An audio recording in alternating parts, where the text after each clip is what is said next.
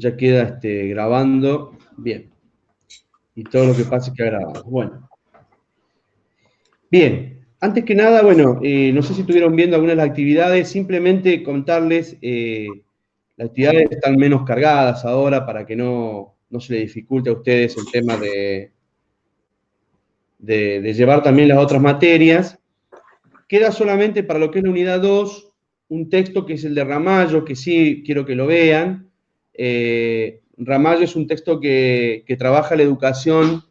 Nosotros vamos a llegar en esta unidad 2, la idea era llegar por lo menos hasta ver un poco la década infame, ¿no?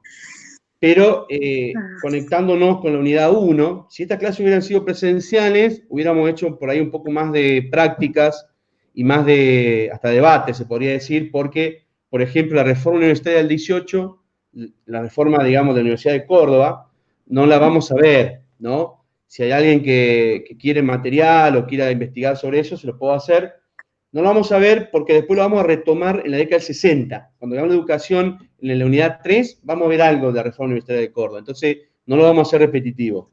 Pero es de esta época, digamos, cronológicamente en esta época. La reforma universitaria de Córdoba es un hecho, digamos, hasta podríamos decir mitológico, ¿no? Que las universidades comiencen a tener autonomía, pero responde a un modelo y a un proyecto que es lo que ustedes están viendo con estos materiales que ya adelantamos, ¿no? Ustedes tenían en el texto de Solari, cuando ven, digamos, ahí él analiza la cuestión de Sarmiento y las acciones educacionales, él plantea en un eje, en una parte, las cuestiones de educación superior, no lo dice autónomo, pero lo dice como una educación superior más independiente de la línea del Estado, que es después lo que va a ir apareciendo como un modelo que va a ser garantizado por los gobiernos radicales. Pero en el medio, ustedes tienen un texto que es el de Herrero, que es por ahí quizás el que más ruido le va a hacer, porque ese texto trabaja una hipótesis muy fuerte, que es que el sistema educativo, digamos, tan de Sarmiento que creemos que es, con la presencia de Roca en el gobierno, Roca como presidente, y su ministro de Educación, que va a ser Mañasco, empiezan a aparecer varias líneas de Alberdi. Entonces, Alberdi es uno de los que cuando plantea las cuestiones de la educación, él habla de una, que también está en el texto, habla de una república posible y una república verdadera. Es decir, una cosa es lo que yo puedo proyectar y una cosa es lo que me va a pasar realmente en cuanto a las políticas, y en este caso, este autor toma las políticas educativas que plantea Alberdi, que claramente son de una concepción diferente con Sarmiento. Ya lo vieron, lo analizaron, vieron videos y estuvieron trabajando. Por eso el texto de Solari les va a terminar de cerrar, que es la primera actividad. Cuando analicen el texto de Herrero, van a ver que él trabaja esto y lo trabaja de esta manera, diciendo, a ver, Alberdi claramente sabe que las políticas educativas están ligadas a las políticas del Estado. ¿Por qué? Porque cuando Roca asume, y lo hablamos la clase pasada, no se lo vieron en el video, Roca asume la presidencia, lo primero que hace es crear la Comisión Nacional de Educación, es decir, lo que hoy sería el Ministerio. Por primera vez en el país tenemos un ente que organiza toda la educación en todos los niveles, menos el terciario. Y lo pone nada menos nada más que a un expresidente, que es Sarmiento, ¿no? Al viejo Sarmiento, mañoso y todo, pero se hace cargo. Y como rector de la Universidad de Buenos Aires, que ya es una universidad estatal, es una universidad, una de las primeras estatales de Latinoamérica también, hay que decirlo esto, la Universidad de Buenos Aires, lo pone a Avellaneda, otro expresidente. Eso hoy es algo impensado, ¿no?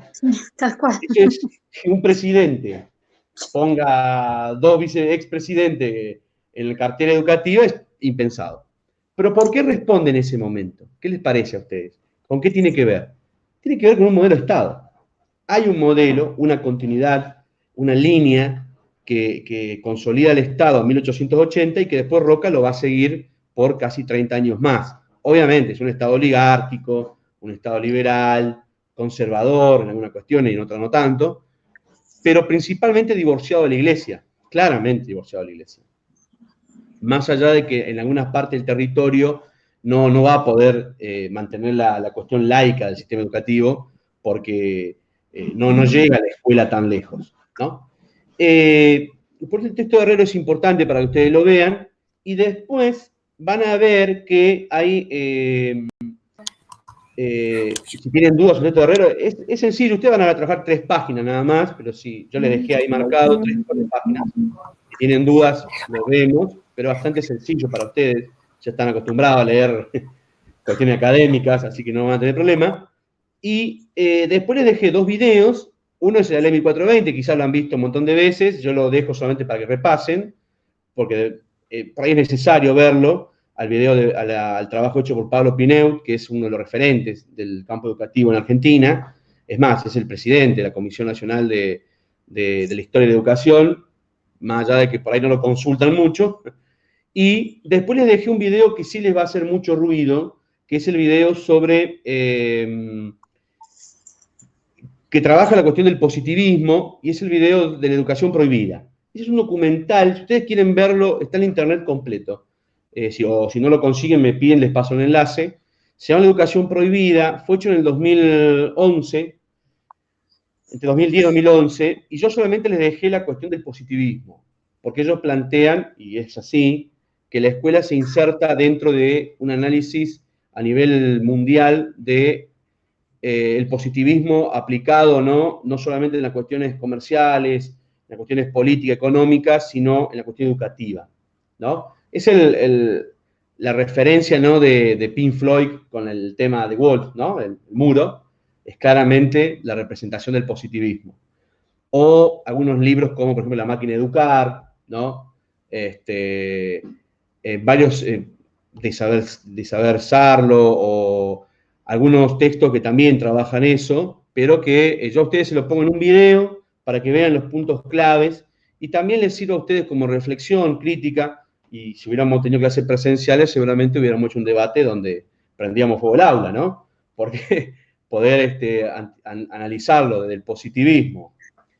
Si bien el video dice Argentina y Francia son los últimos 2 que se incorporan dentro del sistema positivista en la década del 80, 1880, responde a claramente políticas a un orden mundial, se podría decir, ¿no? Que es aplicar una escuela que adoctrine, que permita que los chicos no piensen, ¿no? Es decir, es complicado. Pero bueno, es una idea, y para que ustedes lo puedan trabajar. Si ustedes quieren ver el video completo, lo pueden buscar en YouTube, ¿sí? Y si, bueno, si no lo llegan a encontrar, me avisan, ¿no? Educación prohibida se llama, ¿sí? Eso lo pueden ver ahí.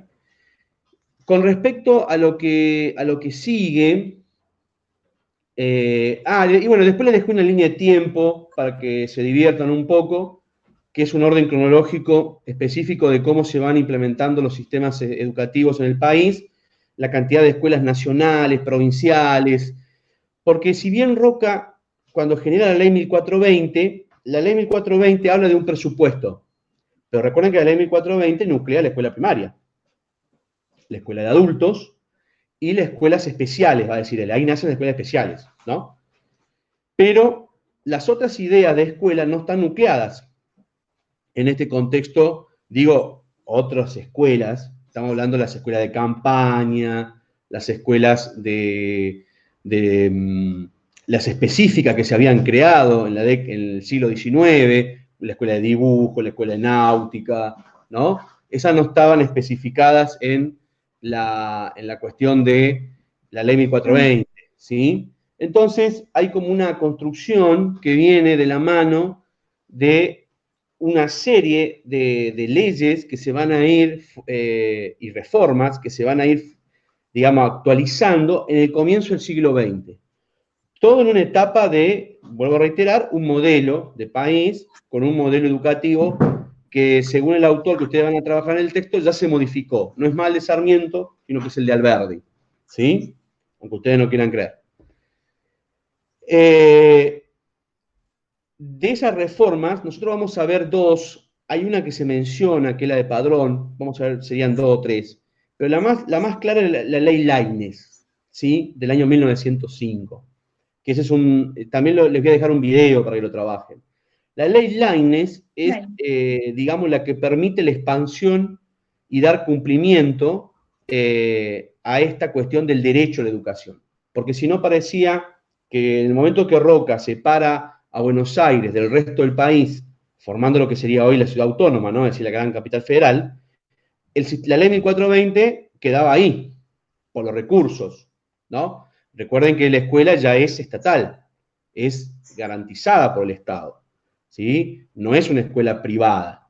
Entonces es una escuela que está garantizada por el Estado, pero cuando comienza a chocar con diferentes realidades en diferentes provincias, hablemos provincias, recuerden, sin contar la Patagonia, sin contar el Chaco, Misiones, ¿no? Es decir, estamos en 1905. Estamos hablando de Córdoba, Santa Fe, Mendoza, ¿no? El norte principalmente, centro y el litoral.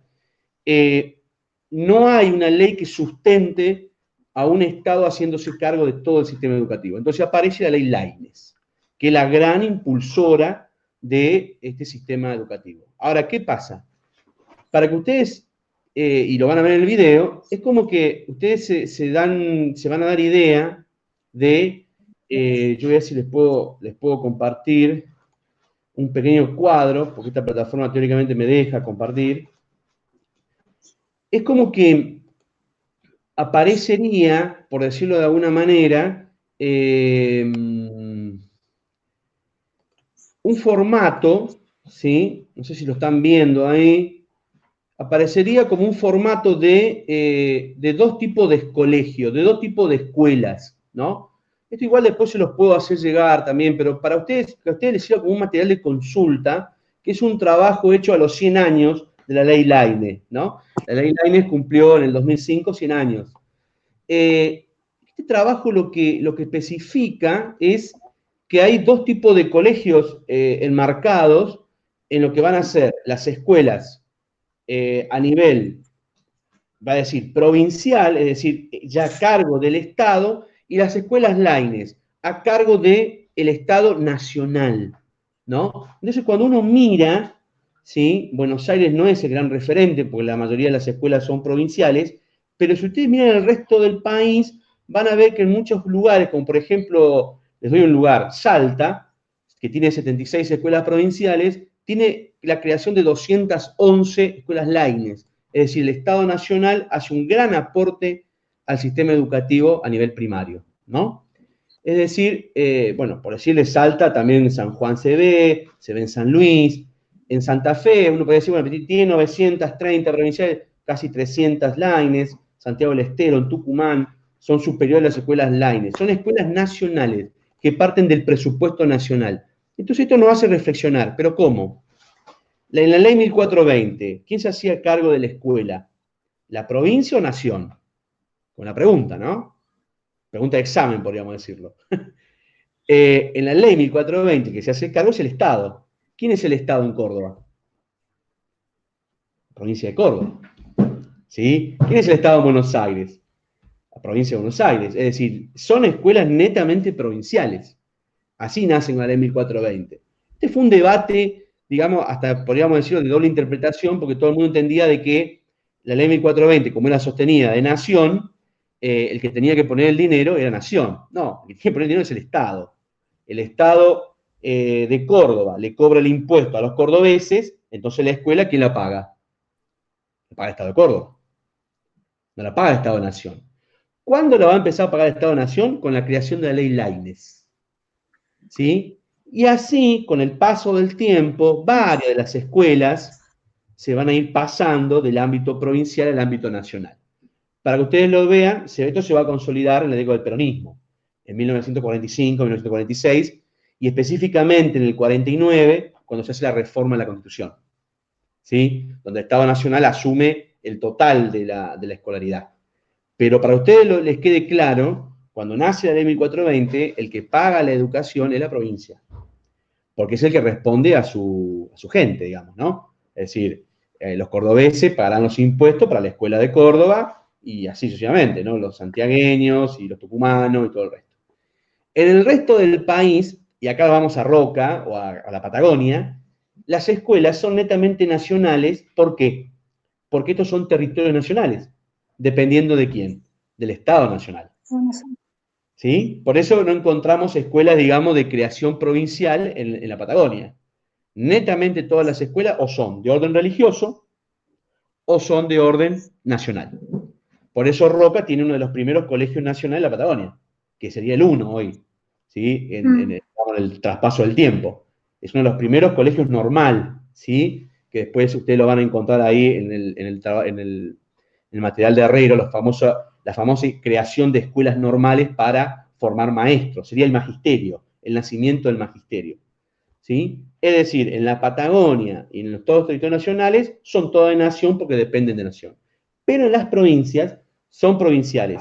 Hasta que aparece la ley Laínez en 1905, y la ley Laínez lo que permite es, por decirlo de alguna manera, es poder trabajar este tipo de cuadros que uno ve. Este es un material que se hizo, le repito, a 100 años de la Escuela Laínez en el 2005, es hecho por la Comisión de Estudios Históricos, y tiene muy buenos temas. Yo no se los voy a dar porque sería profundizar mucho, pero tienen muchas, ¿cómo les podría decir? Construcciones donde hay conflicto, tensiones, entre nación, provincia, provincia-nación, especialmente con el litoral, porque ya el litoral, recuerden que desde antes se venía abriendo solo, ¿no?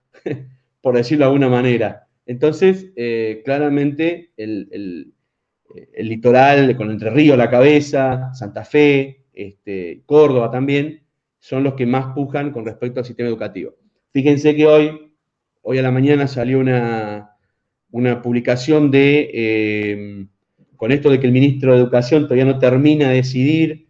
Todo el mundo está preguntando qué pasa con la escuela, qué pasa con la escuela, y no termina de decidir, che, en agosto vamos a arrancar, porque calculamos que ya para agosto lo todo medio solucionado. Hoy Córdoba se expuso, hoy Córdoba fue uno de los primeros que el Ministerio de Educación del país que dijo, los chicos no tienen evaluación, los chicos no tienen nada, vamos en agosto y en agosto empezamos de nuevo.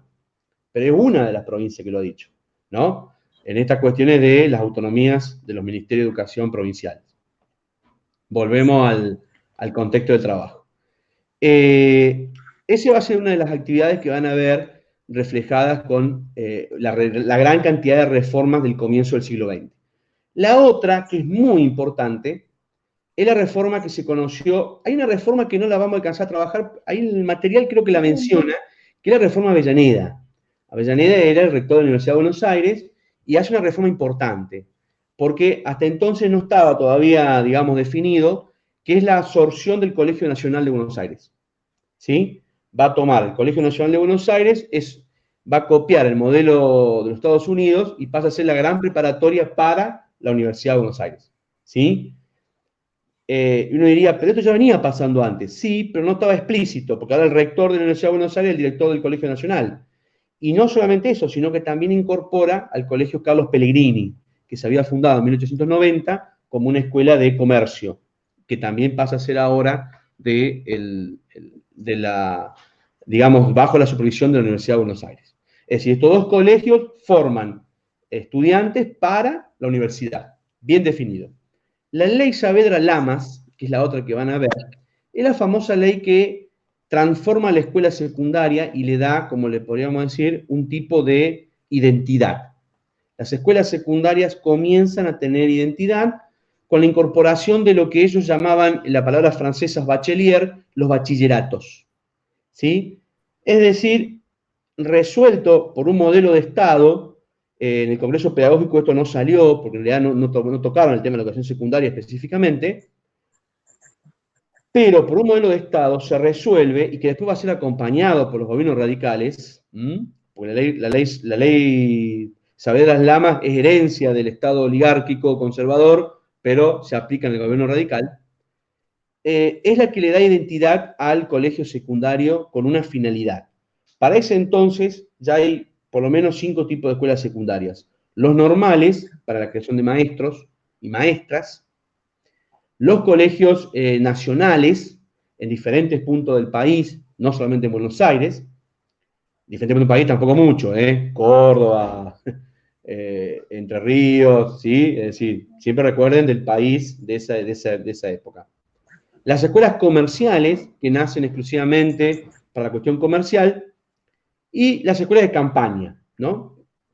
Más las escuelas especiales. También hay secundarios especiales para ese contexto, que después vamos a ver cómo ustedes en el texto de Alberdi lo ven, en el texto, perdón, de de Ramallo lo ven, que son las famosas escuelas, las primeras escuelas técnicas del país. ¿Sí? Dentro de la escuela secundaria especial hay una formación que prepara para el mundo del trabajo, carpintería, recuerden la época, estamos hablando de 1916, ¿no? Carpintería, metalúrgica, construcción. Esas escuelas, a lo largo del tiempo, esas escuelas técnicas van a subsistir muchos años, hasta la década del 50, que se van a transformar en los famosos monotécnicos, que solamente en Río Negro queda uno, ¿sí? Justamente en Cervantes, ¿no? No hay más escuelas monotécnicas, pero son la herencia de las escuelas de oficio que se consideran escuelas especiales. Lugar de trabajo. Bien. Y la ley Saavedra Lamas le va a dar identidad a muchos secundarios, creando y especificando la cantidad de años que deben cursar. Sabíamos que la gradualidad de la primaria incorporaba 7 años al sistema educativo, desde el comienzo, pero no tenían noción de los secundarios, que había secundarios de 4, de 5 y de 6 años, ¿sí? Dependiendo de la cuestión de su formación. Las escuelas normales eran de 6 años, 4 años de secundario y 2 de práctica pedagógica, ¿sí? Las normales eran de 6 años, por ejemplo. El Colegio Nacional era de 5 y los colegios comerciales eran de 4. Cuando se hace la reforma de la ley Saavedra Lamas, una de las tantas reformas que produce es la especificación de los secundarios de 5 años para todas las modalidades. ¿Sí? Muy discutida, porque por ejemplo en la escuela normal baja un año, es decir, había maestros con un año de práctica pedagógica. ¿Sí?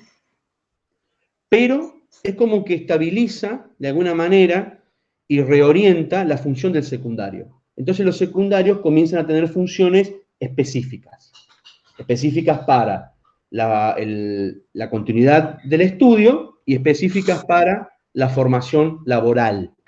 Por eso, el gobierno radical, que es uno de los que más impulsa la reforma de Saavedra Lamas, es el que va a acompañar con ese famoso eslogan del ascenso social. ¿Sí? La educación es el promotor o es el motor del ascenso social. ¿Por qué? Porque ya el primario, que es una formación específica garantizada por el Estado, tiene que ir acompañada de la creación de la escuela secundaria para garantizarle al ciudadano el ascenso social. Entonces, si por ahí los papás habían logrado hacer la primaria nada más, de adultos o, digamos, o de su formación de base, sus hijos, al ir al secundario, ascendían socialmente, ¿no? Tan así que aparecen las escuelas secundarias que formulan, prácticamente como se dio en la continuidad después de la transformación federal, las escuelas con carácter de peritos, perito administrativo, perito contable, perito económico, qué sé yo, varias escuelas de peritos, ¿sí? Y realmente son peritos. Los contables aprenden contabilidad de una manera tal que ocupaban cargos gerenciales en los bancos, ¿sí? Por eso no había, en la creación, digamos, ¿cómo les podría decir?, del sustento, de no poder acceder a la universidad, si bien la finalidad de Irigoyen es que los jóvenes vayan a la universidad, por eso apoya la reforma de Córdoba, ¿no? Había mucha gente que durante prácticamente 30 años, desde la década del 20 a la década del 50, solamente con el secundario conseguían muy buenas posiciones de trabajo por el alto índice de competencia que daba la escuela secundaria. Cuando vos decías que eras un perito administrativo, es una persona que sabía realmente de aspectos administrativos, ¿no? ¿Y qué pasó en el medio de allá hasta acá? Y aparecieron los golpes de Estado. No se apure, ya va a ir la unidad 3. En la unidad 3 vamos a ver eso, claramente. Ahí va a aparecer lo que usted está planteando, porque esta unidad termina en el 43, y de la década infame van a trabajar muy poquito, pero van a trabajar algo. Del 43 al 60, se podría decir, está la gran creación de las escuelas técnicas, que son para otro modelo de país, ¿no? Es decir, es un momento donde tenemos otro modelo de país, entonces la gran cantidad de escuelas técnicas que florecen, pero las escuelas nacionales no se pierden. Y durante la década del 60, donde mayor inversión económica tenemos, aparece la gran creación de cerebros que tenemos en Argentina. científicos, acompañados por los institutos como el CONICET, como el INTI, ¿no? La Universidad Tecnológica. Tenemos la gran creación de los premios Nobel en Argentina, en la década del 60, pero son producto de esta escuela. ¿Sí? No es que aparecieron mágicamente, ¿no? Es decir, un Favaloro, un Bernardo Husay, por decirles algún nombre, ¿no? Son creación de este tipo de colegio que viene. ¿Sí? Es una escuela que va a ser mantenida por el radicalismo, por Irigoyen, con esta gran notoriedad del ascenso social, que es algo que se trabaja, porque es una de las claves del sistema educativo, y va a ser sostenido también por el peronismo. ¿Sí? Más allá de que el peronismo abre una nueva faceta, la tercera posición, ¿no? Para muchos conocida como el populismo, pero la tercera posición, que plantea otro tipo de educación que facilita al obrero, ¿no? Al hijo del obrero y al obrero, que es la escuela técnica, ¿sí? Después, de la década del 60, tenemos el gran quiebre del sistema educativo y quedará para el tercer y cuarto encuentro, que es el golpe de Estado. En este espacio, en el único texto que les queda a ustedes, que van a trabajar, que es el de Ramallo, van a ver que la escuela, en la década del 30 al 43, que es el periodo de los golpes de Estado, en el año 30, 1930, tenemos el primer golpe de Estado en Argentina, el derrocamiento de Irigoyen, ¿no? El gobierno que viene después, que es el gobierno de Justo, es un gobierno progresista. Es un gobierno que se está alimentando de lo que hoy conocemos como el sistema de Estado de Bienestar. ¿Sí? Es un gobierno que claramente, uno podría decir, está bien, es una década infame por el fraude político, ¿no? Es decir, ellos van a hacer un fraude enorme en las urnas para sostener el poder y que el Estado oligárquico conservador vuelva, pero van a ver que en la década del 30 al 40, es decir, especialmente de 1932 en adelante a 1938, es la época donde más escuelas se crearon en Argentina. ¿Por qué? Porque respondió claramente a las expectativas de las famosas leyes que estaban reformando el sistema. Saavedra Lama, la de Laínez, la de Pradón, la de Mañasco, que también está. Hay muchas leyes que van reformando el sistema educativo y el Estado digamos, el gobierno del año 30 al 43, ese gobierno que conocemos como la década infame, es un gobierno que claramente favorece al sistema educativo porque es un gobierno que se sostiene en la obra pública, ¿no? Es decir, por primera vez aparece la obra pública como la gran promotora del Estado, ¿no? Muchos dirán otra manera de estudiar, pero bueno, quedará en el análisis económico. En el campo educativo, si nos analizamos solamente la cuestión educativa, la década infame del 30 al 43 es ¿cómo les podría decir? Un espejismo. Es la época donde mayor cantidad de escuelas se construyeron en el país. ¿Sí? Ustedes fíjense, si miramos hasta la Patagonia, van a ver que muchas de las escuelas de la Patagonia son creadas a partir del año 1930 en adelante. ¿Sí? Muchas, no todas, pero gran cantidad. Se me fue el tema. Pero bueno, para poder cerrar, ustedes van a ver que el doctor Ramallo trabaja del 16 al 43 y van a ver algunas cuestiones específicas de las reformas del sistema educativo. ¿Sí? Eso es lo único de la unidad 2. Ya en la unidad 3 arrancaremos con el golpe del 43 y arrancaremos con ya el modelo del sistema educativo peronista, digamos. ¿Mm? ¿Bien? Bien, bien, bien. Bueno, dudas, preguntas. Ya que los estoy mirando a todos, alguien más se suma. No les veo los nombres porque me dice participante. No le pusieron los nombres, qué pícaros que son, ¿eh? No sabía dónde poner el nombre, no tengo ni idea. Yo soy Nuria Molina. Te pide poner el nombre, te dice y usted le dio a ingresar y listo, no hay problema. No, bueno, yo tampoco sabía cómo. Aprendiendo. Yo tampoco ni idea. Está sosteniendo Yo buen soy Sharon Iturra, enlace, seguramente se acuerda porque escribí un correo. Sí. No, lo que yo estaba pensando cuando te escuchaba, que como no soy profe de historia, necesito una línea de tiempo al lado mío mientras vos hablás, porque no tengo ni idea de dónde estamos parados con respecto al tiempo, ¿no? Claro. Ahí viste que en el primer encuentro le subí una pequeña línea de tiempo, que tengo a otro alumno, él se suma también.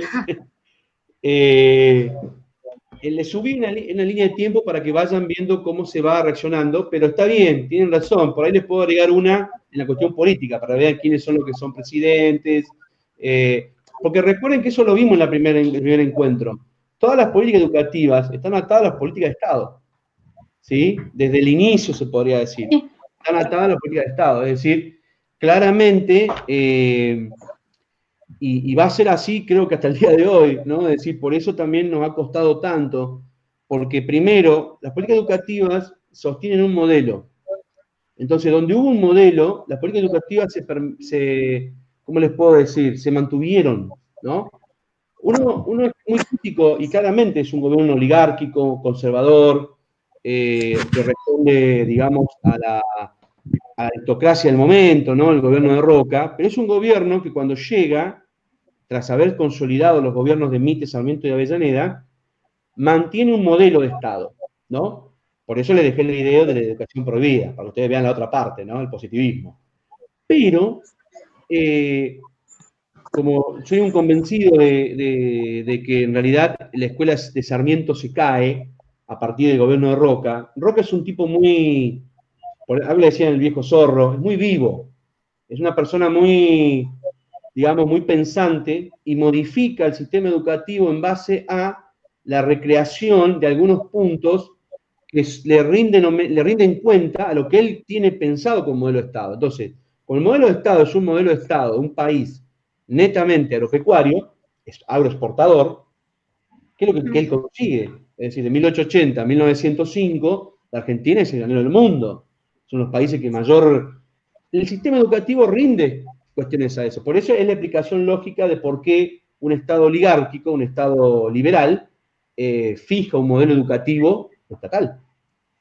Entre comillas, porque ya aprendieron algo más. Si bien es estatal de las provincias, ¿no? Nación va a responder a partir de 1905 a la ley Lainez, la ley del senador Lainez, que es una ley fundamental, es fundamental, por eso cuando cumplió 100 años se hicieron muchos escritos, porque esa ley debería ser reflotada hoy en día. Cuando se aparece la transformación digamos, en la época del gobierno de Menem, que lo vamos a ver, y que las escuelas vuelven a las provincias, Nación se lavó las manos de tal manera que cada provincia se tuvo que hacer cargo sin recursos de su sistema escolar. ¿Sí? Fue como todas las escuelas eran nacionales, hasta un día, el otro día todas provinciales, fue un desastre. Y por eso hoy nos encontramos, y nosotros lo vemos acá, por decirlo de alguna manera, con escuelas que, bueno, con edificios que se caen a pedazos, siempre está faltando dinero para el mantenimiento, porque fue el traspaso de nación a provincia. Por eso les digo, el sistema escolarizado que plantea Roca, que responde a un modelo de Estado. Cuando aparece la ley Sáenz Peña, que es la de 1912, que cambia la historia argentina, implementando el famoso voto, como lo conocemos casi hoy, secreto, ¿no?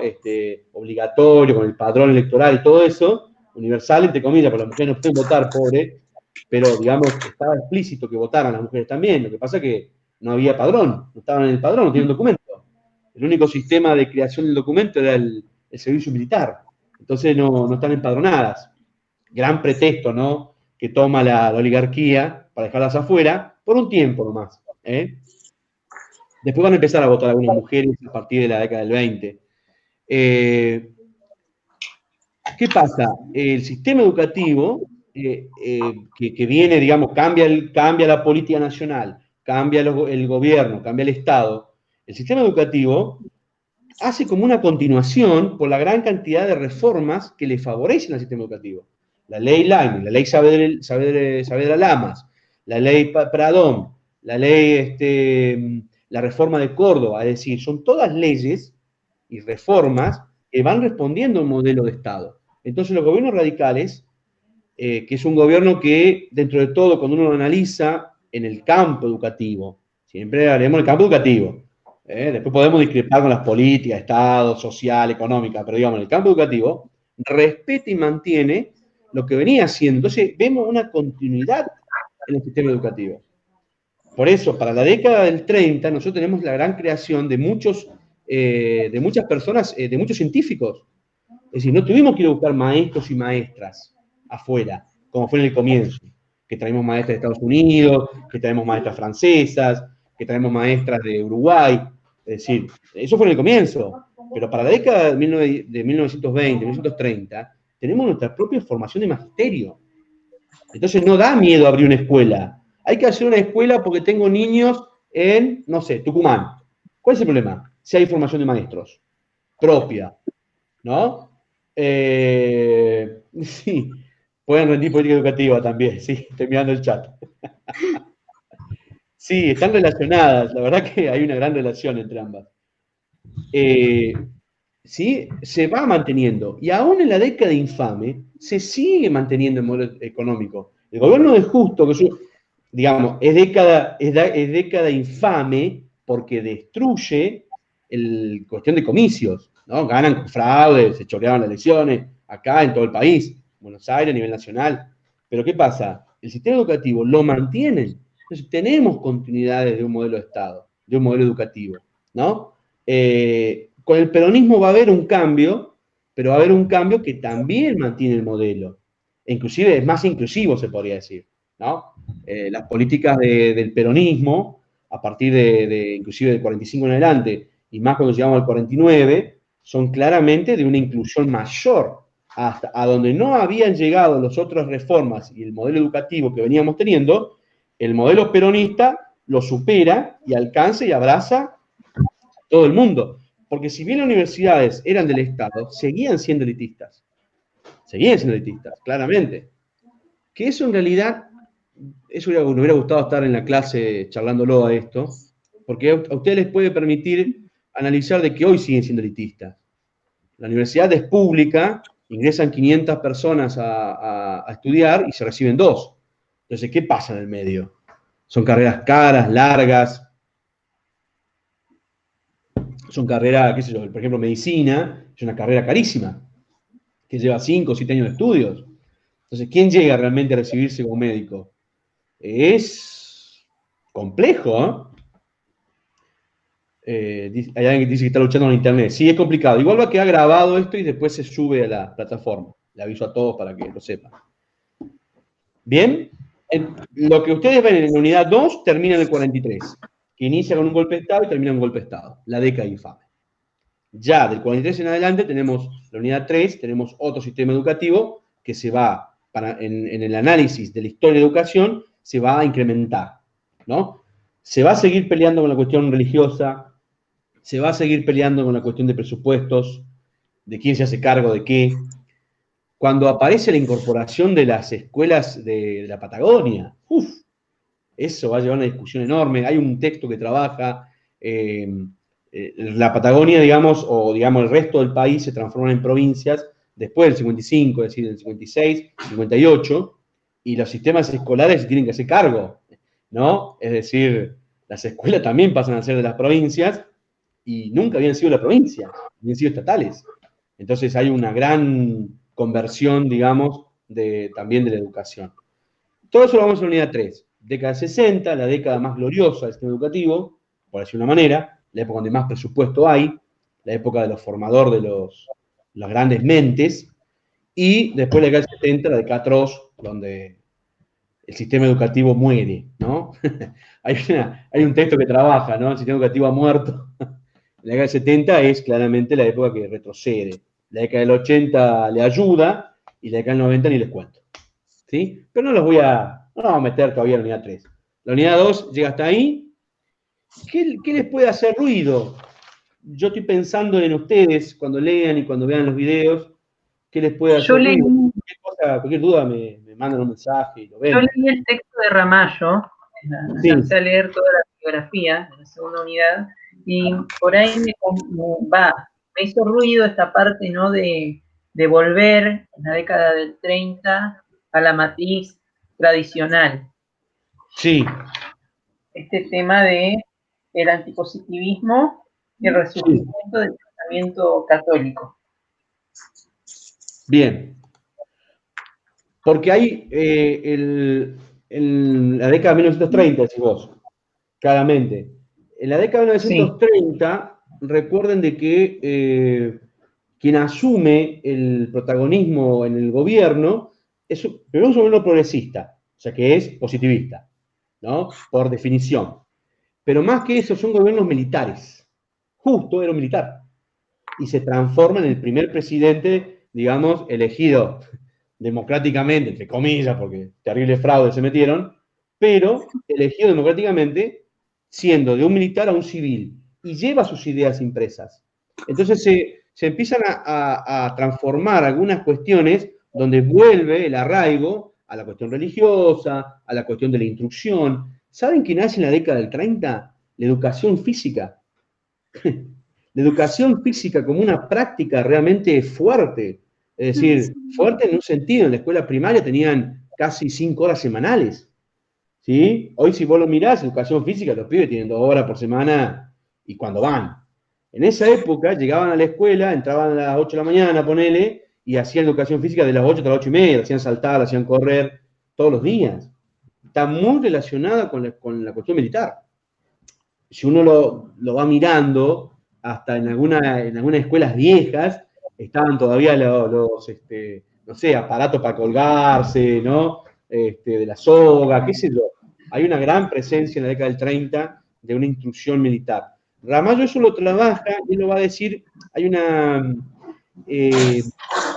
proyecto de ley, ¿no? Que inclusive va a ser acompañado por, no solo por Justo, sino por Ortiz después, que es la instrucción, una ley nueva para cambiar la instrucción primaria, la instrucción especial, la instrucción, habla de instrucción, vuelve a la que yo les decía, ya adelantándoles, vamos a la escuela de Sarmiento, ¿no?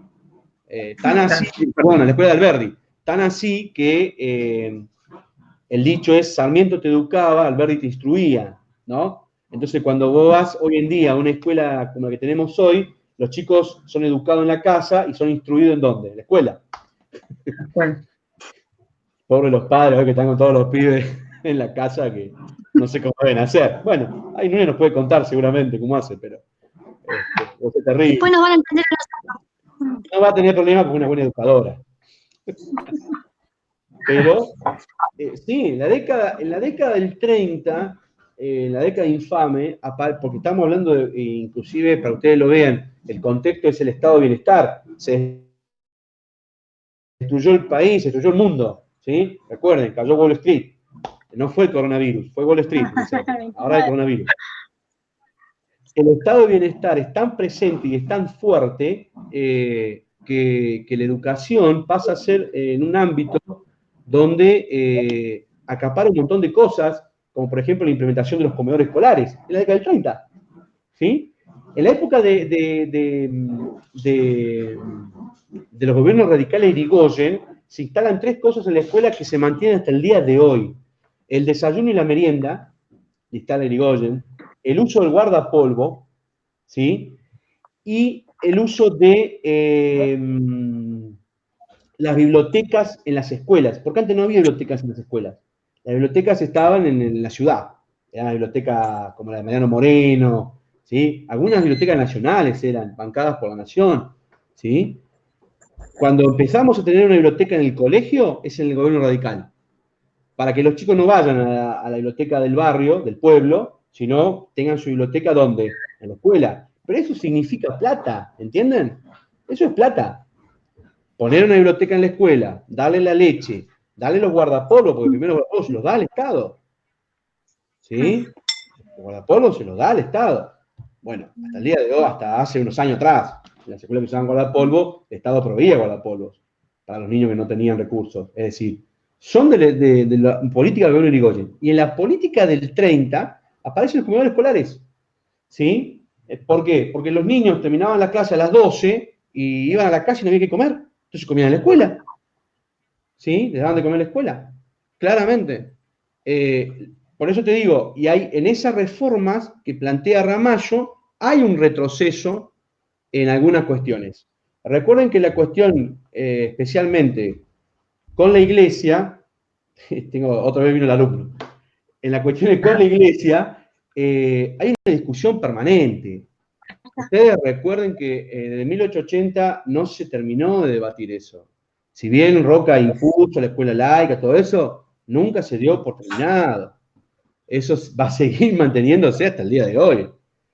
En la década del 30 hay una recuperación porque muchos conservadores que llegan al poder son católicos, ¿sí? Muchos son católicos. Entonces las escuelas vuelven, hay escuelas, hay datos tomados. Me parece que en el video de la ley Line aparece eso. Yo no recuerdo ahora, parece que sí.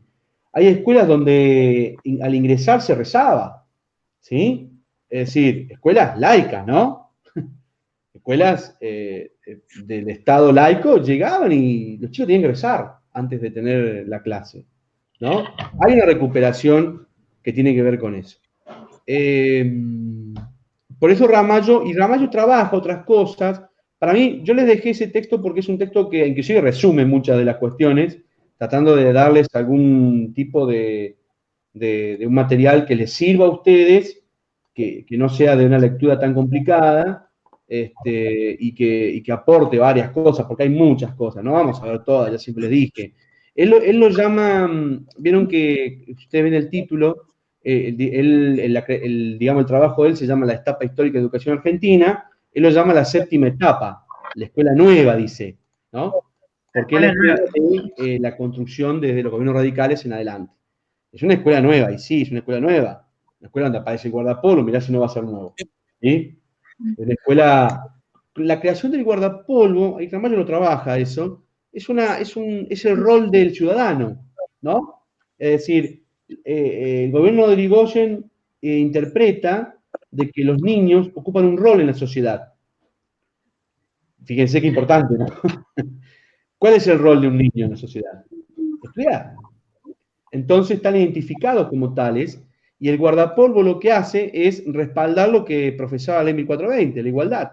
Entonces, ya seas rico, seas pobre, vivas en el centro, vivas en un barrio periférico, cuando vas a la escuela tenés guardapolvo blanco, ¿o no? Es una cuestión de ese tipo de formación, de pensamiento. No, y después creo que trabaja, bueno, repito, ¿no? Obviamente, aparece la cuestión católica, está presente. Por eso lo vas a ver, Matías, eso, permanentemente. Inclusive aparece como una reforma. Ah, y aparece, en la época de los gobiernos radicales, aparece el profesorado de lo que serían los jardines de infantes. Sí, también. Porque la ley 1420 no especifica, o sea, si bien especifica la educación desde un nivel, en la provincia de Buenos Aires se crean los jardines de infantes, que no son obligatorios, ¿no? Hasta muchos años después, ¿sí?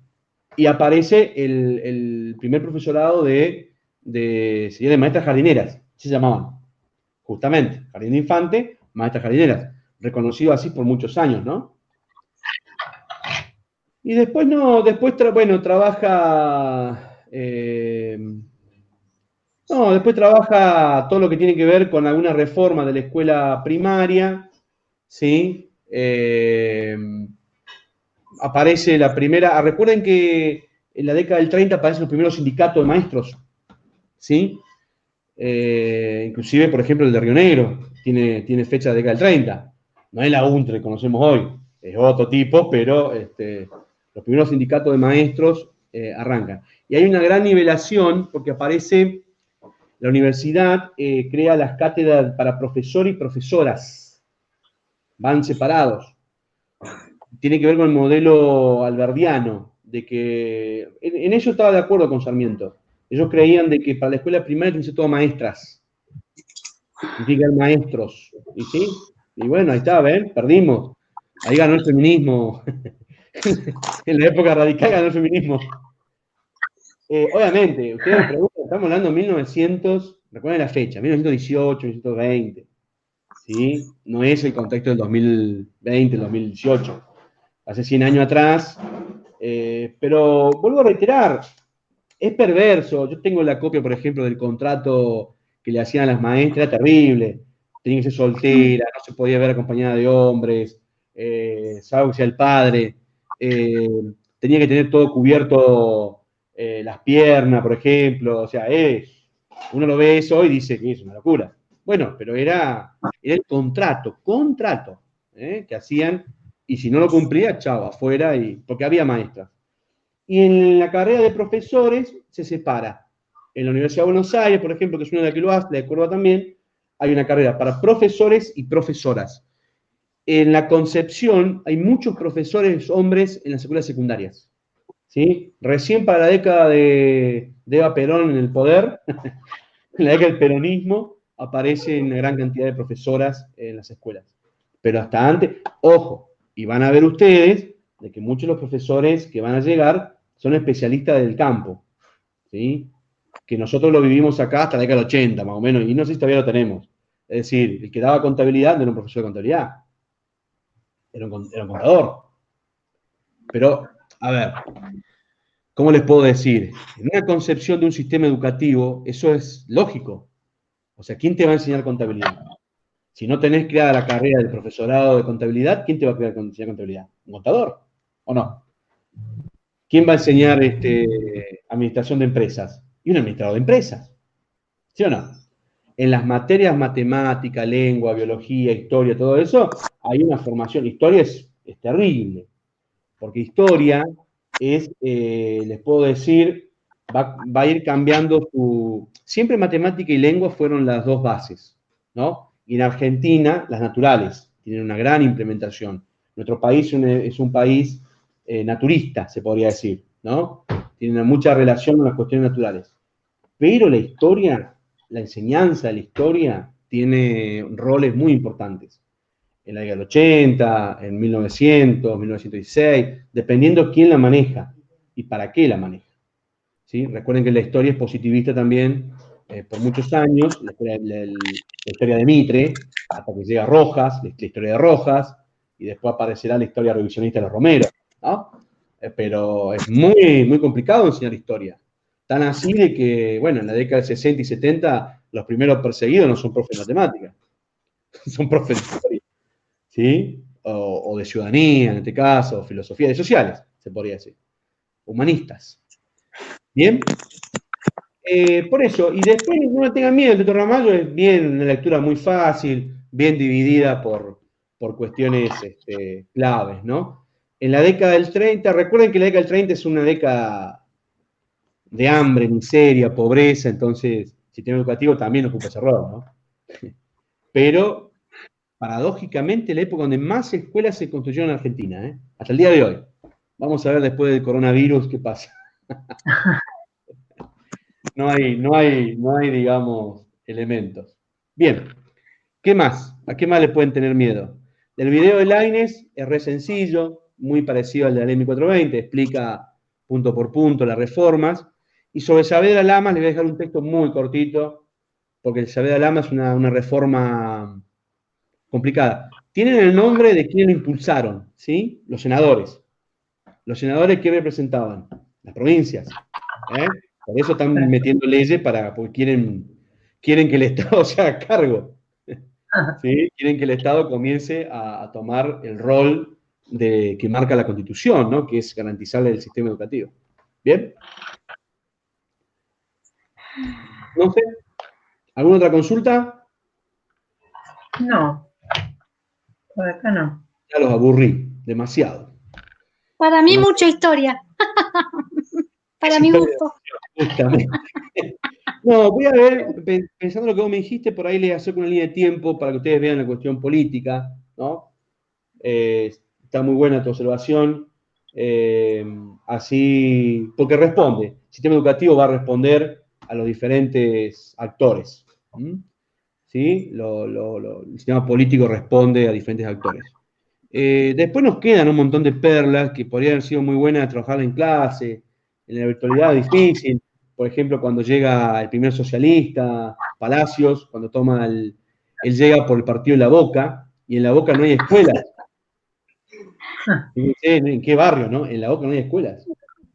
Y llega Palacios, que es el primer diputado socialista, ¿no? De Latinoamérica, por primera vez en el mundo. Esa es una creación de una reforma por distrito que se hace, una prueba piloto que se hace. Cuando vieron que ganó un socialista nunca más se hizo. Es como, por ejemplo, para ustedes se imaginen, porque es importante eso, muy importante, y el sistema educativo fue importante. Es como que hacemos las elecciones acá en Roca, ¿vieron? Y los concejales lo eligen los barrios.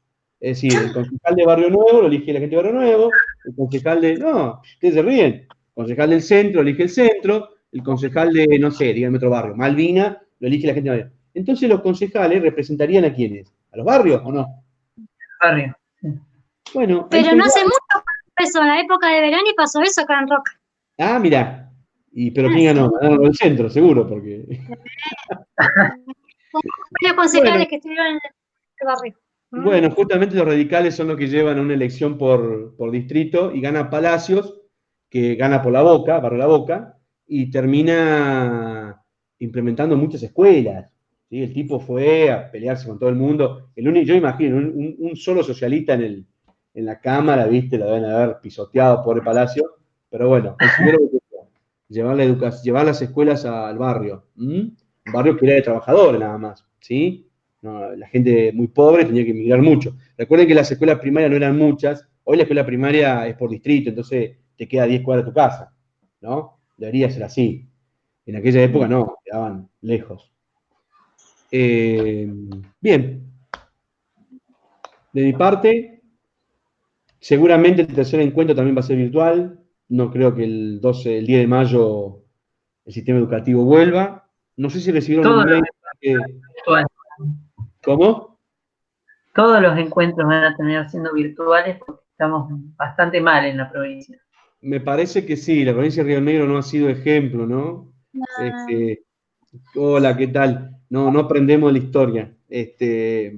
Bueno, la cuestión es, el San Agustín nos preguntó a los profesores la cuestión de cada uno diera su opinión con respecto a la modalidad. Ustedes conmigo no van a tener ningún trabajo práctico grosero como le están dando en algunos, van a ir haciendo actividades que les sirvan para preparar el final, ¿no? Es decir, tipo actividades por módulo. El módulo 3 tendrá también 3, 4 actividades. Tengan paciencia con eso. Háganlo cuando tengan tiempo. Yo con la fecha de entrega ya las alargué. Lo que sí no me gustaría es que se les junte cosas, ¿no? Es decir, cuando tengan tiempo lo hacen, lo envían, se olvidan. Si tienen dudas, preguntan. ¿Por qué digo esto? Porque en realidad la acreditación va a ser nuestra. Es decir, cada profesor va a decidir cómo acredita. Cómo aprueba el cursado, que le llaman ellos. Como no va a haber cuestión de asistencia, claramente es con el cumplimiento de actividades. ¿Sí? En una primera instancia yo les iba a hacer 2 trabajos prácticos, uno para los 2 primeros y otro para los últimos 2 encuentros. No los voy a hacer. Van a ver que aparecen un par de actividades más que yo recién les comentaba, ¿no? Lo que estábamos hablando recién. Y el módulo 3 y el módulo 4, que seguramente ya nos lleva a mayo y junio, van a ser también virtuales, de acuerdo acá al análisis la compañera Molina y el compañero Bruce. Como van a ser virtuales, también vamos a mantener la modalidad. La gran cantidad de actividades que ustedes van a tener, de actividades me refiero, porque ustedes lo ven en el trabajo práctico, pero son actividades, guía de lectura, les he estado diversificando y les voy a dar otra propuesta también para que ustedes hagan, les van a servir para que, si la instancia del final, que aparentemente no sé cómo va a ser Elisa, pero lo que están planteando que sea presencial, en julio, o en agosto, irá a ser, no sé cuándo, sea con todo el material que ustedes han trabajado, ¿sí? Por eso la cuestión de hacer las actividades, de no atrasarse, a medida que ustedes vayan viendo, leyendo, saltan dudas, revean los videos están todos grabados en la plataforma. Si en la plataforma es muy pesado, vayan al canal de YouTube. Por ahí YouTube tiene mayor facilidad con el tema de la conexión a Internet, porque YouTube una vez que cargó, queda cargado, ¿sí? Lo pueden ver. Por ahí la plataforma me parece bastante pesada para entrar. Pero bueno, seguiremos con esta vía, seguiremos con esta idea, y a medida que ustedes vayan avanzando, si tienen dudas, los trabajos que ustedes tienen los van cargando. Ahí ya los videos también se van a poder cargar en la página, ¿sí? El del primer encuentro no, porque no nos había explicado a la chica que se carga de otra modalidad, lo cargué como un video y no podían ustedes mandarlo, tuve que mandar por mail, pero ahora los videos también los pueden cargar como un trabajo, todo en la plataforma. Entonces, de esa manera queda, digamos, la actividad plasmada en ustedes, esa actividad queda ahí. Yo si tengo que hacer una corrección, se las voy a hacer a ustedes directamente de forma personal, ¿sí? Les voy a decir, miren, vean esto, revean esto.